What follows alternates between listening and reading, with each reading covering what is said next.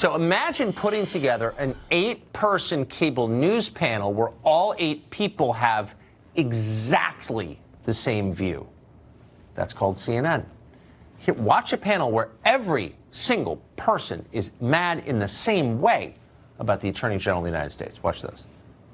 It was excessive and suspicious to be pounding the table and pounding over the American people's head. This person spent an inordinate amount of time talking about, I mean, the Oprah moment of the feelings of the President of the United States. You've got to be kidding me.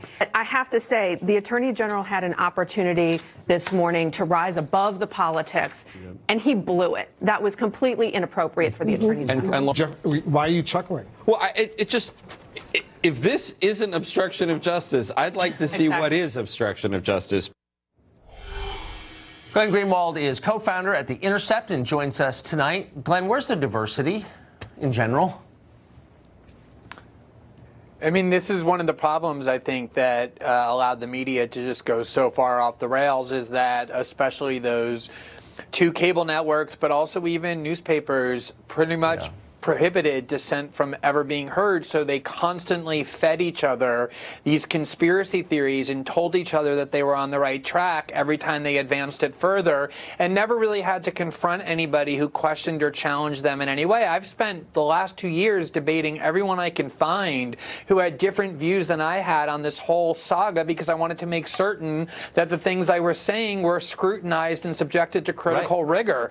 And that's exactly what they avoided, and that's the reason why they went so far off the rails. Like I said, the first time I saw one of your new shows, when you had Adam Schiff on your set for 12 minutes and you and he went back and forth and debated. That's what those other networks have refused to do, and that's why they're in such a bubble where they have no idea what's going on in the world. So I think after today, my focus would shift naturally to how do you fix this? I mean, you need a functioning media, even if I don't agree with the people in it or don't like them or don't like who they vote for. You still need like adults covering news and keeping the powerful, under a close eye. How do we fix this? They're so discredited and broken and unwilling to admit it. What do you do now with the American media?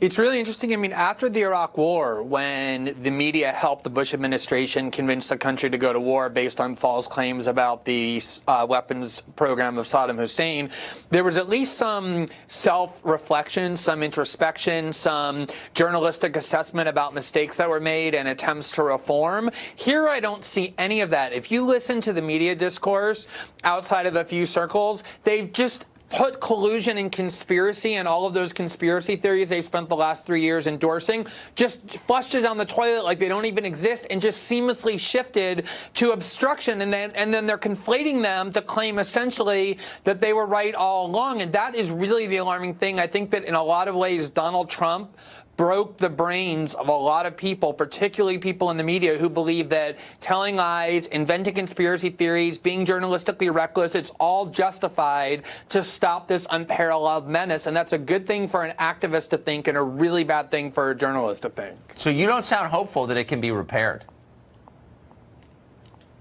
Well, I mean, you were talking just now about impeachment. Already, Adam Schiff and Steny Hoyer have both said that they don't intend to pursue impeachment charges. I think that tells you all you need to know about their assessment of the political value here. They know that they've been discredited. And so I think that if Democrats on the Hill know that this whole thing has collapsed as a hoax, hopefully the media allies of theirs will come to that same realization and start to have at least a little bit of shame about what they've done to their credibility. And hopefully, I'm hopeful that that will happen, though I don't necessarily think it's inevitable. You never grow unless you're ashamed. I've never learned anything except through failure and shame. And so I think that's a human truth, so I hope they do. Glenn Greenwald, thank you. You were right. You have nothing to be ashamed of. Thanks, Tucker. In this case. Thanks.